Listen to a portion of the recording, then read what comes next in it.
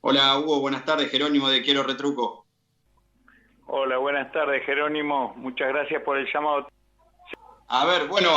Contanos un poco, te llamamos queríamos hablar hace unos días por el tema de, ustedes armaron una jornada de lucha el pasado 7 de abril donde presentaban algunas propuestas en el medio de lo que fue hace poco el número del aumento de la pobreza y la semana pasada esto se suma el número de la inflación. Contanos un poco en qué contaba esta.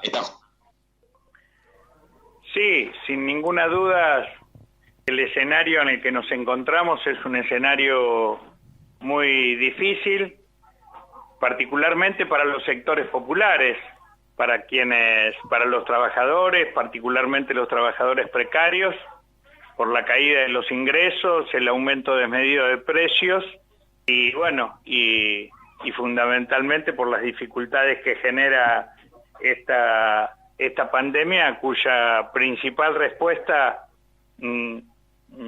además de la vacuna, es el reducir el tránsito y producir más prevención. Entonces, por otro lado, lo que se ve es que la reactivación económica que se empezó a insinuar, que está basada fundamentalmente en los sectores exportadores, ojeros, megaminería y vaca muerta, no generan empleo y no generan distribución de ingresos para los sectores populares. Ante este cuadro de situación, entendemos de que hay que multiplicar las formas de expresión desde los sectores populares para alertar al gobierno sobre la necesidad de recuperar un rumbo que haga más centro en la intervención del Estado para lograr mayores niveles de soberanía, de intervención en la actividad productiva y de mayor distribución de la riqueza, y que evidentemente no se puede aceptar el planteo del Fondo Monetario Internacional, que quiere plantear una reducción del déficit fiscal, porque acá lo que necesitamos es más intervención del Estado, y es falso el argumento de que el Estado no puede invertir más. Lo que pasa es que acá los grandes grupos económicos siguen fugando capitales y siguen fugando las riquezas que generamos. Entonces, la Jornada Nacional de Lucha y de Propuestas tuvo como núcleo principal este análisis y la proposición de varios proyectos de ley que están en el Congreso de la Nación y que, sin embargo, no se activan, a pesar de que son de fundamental importancia para el desarrollo productivo del país. En ese contexto, Hugo, ahora hay una situación clave, no sé cómo lo están viendo ustedes, en alguna de las propuestas plantean lo del canal de Magdalena, que es el fin de la concesión de la hidrovía. Quería consultarte qué expectativa tenés de lo que vaya a hacer el gobierno. Bueno, nos parece que frente al recrudecimiento de esta segunda ola, el gobierno ha empezado a responder con algunos reflejos que había perdido, que todavía son insuficientes y que tienen que ver con reconocer las necesidades de los sectores más postergados, el bono de 15.000 pesos a los AUH, a las familias con asignación universal por hijo, a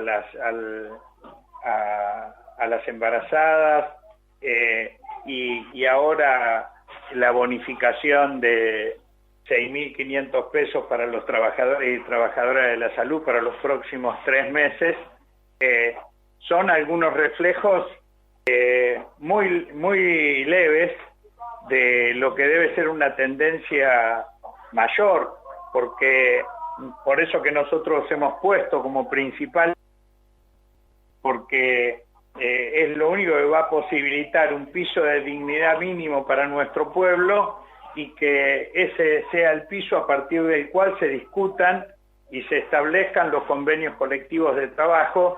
No olvidemos que aún en los sectores de trabajadoras y trabajadores con empleo, el salario de convenio, el 60% está por debajo de la línea de la pobreza.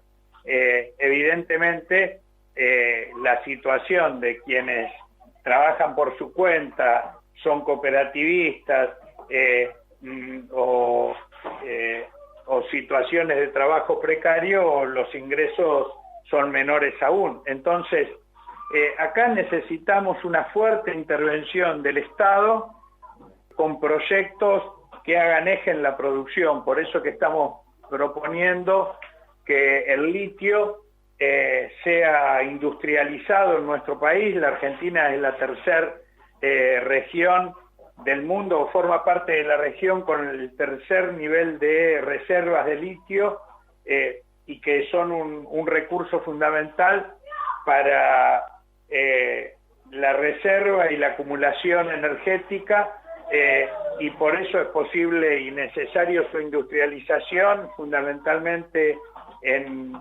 tierras de origen, lo que podría ser, como en algún momento fue el acero en el noroeste argentino, podría bien ser una fuente de reactivación y de producción industrial en esa región. De la misma manera, alentamos que se establezca una empresa que regule la circulación y el tráfico en la red troncal del Paraguay-Paraná y que se canalice el canal de Magdalena, porque evidentemente en este país se van por fuga de contrabando de las mineras y de las ojeras, se van más recursos de lo que debemos por deuda externa. Evidentemente entonces sería otra fuente de ingresos para generar empleo y para desarrollar una flota fluvial propia en la Argentina de bandera nacional. Y así podemos mencionar otros proyectos como el proyecto de tierra, techo y trabajo, volver al campo, proyectos que tienen que ver con la posibilidad de generar la producción de alimentos y la soberanía alimentaria en los lugares de origen y no centralizados aquí en el Gran Buenos Aires. Entonces, el gobierno tiene que encarar este tipo de proyectos y para eso se requieren mayores niveles de autonomía respecto del Fondo Monetario Internacional. En ese sentido, o sea, lo que tiene el gobierno es una serie de herramientas para modificar lo que muchas veces hablamos acá en el programa, que son cuestiones estructurales que venimos arrastrando hace tiempo. Y esto vos lo ves como que es una falta de voluntad del gobierno, es el medio de haber constituido un frente con diferentes espacios para avanzar en un sentido que permita saltear todos estos problemas que tenemos y llevar adelante proyectos como por ejemplo esto de la marcha al campo, el tema del litio, el tema del ingreso básico universal. ¿Eso cómo lo ves? ¿Cómo se puede desencadenar estas tensiones? Y lo que se requiere básicamente es decisión política. Hay sectores del Frente de Todos que están impulsando estos proyectos, o que estamos impulsando estos proyectos para ser más preciso, y hay en otros sectores del Frente de Todos actitudes contrarias o timoratas. Evidentemente la crisis económica social que existe a nivel mundial y el desastre, el industricidio que produjo Macri y el crecimiento de la pobreza son situaciones que solamente se van a revertir con una fuerte intervención del Estado y un ejemplo de eso es la situación que tenemos con los precios, ¿no? Es inadmisible que en un nivel de recesión y de reducción del consumo como se vive en la Argentina, los precios sigan aumentando, y eso es porque se le ponen precios internacionales. Lo que se prioriza es a los sectores exportadores, y se imponen precios de exportación a productos que se producen en pesos aquí en la Argentina.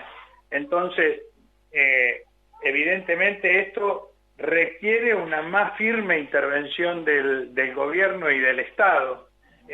Falta esa voluntad, y nosotros con la jornada de lucha y de propuestas, y uniendo a diversos sectores, muchos de ellos que forman parte del Frente de Todos, otros que están fuera del Frente de Todos, creemos que hay que construir una masa crítica en la cual el gobierno pueda apoyarse para animarse a salir por un rumbo distinto en el que estamos, ¿no? Porque al neoliberalismo se lo venció en las urnas, pero los factores dominantes de la economía tienen que ver con esos intereses, y que siguen pensando solamente en su beneficio personal o grupal. Vos fijate, en un año las grandes empresas han recuperado el nivel de ganancia que tenían antes de la pandemia. Ahora, los sectores populares, para recuperar lo que teníamos hace un año atrás, vamos a necesitar a este ritmo 10 o 20 años. Entonces, no es justo, y hay que decirlo con todas las letras. Hay que profundizar un proceso de cambio en la Argentina, porque con este ritmo solamente se consolida la dominación de los sectores más poderosos. Claro, claro. Hugo, te agradecemos por la nota, y te hago una última pregunta, ¿qué opinión te merece? Que también tiene que ver, ¿no?, respecto a la declaración de guerra del gobierno de la ciudad al gobierno nacional en el medio de la pandemia, y usando en parte como excusa, como argumento, el tema de las clases presenciales o las clases virtuales. No, la actitud de Rodríguez Larreta es criminal. Verdaderamente es inadmisible, porque, bueno, lo que es este mecanismo de que se utilice un argumento de verdad para encubrir una gran mentira.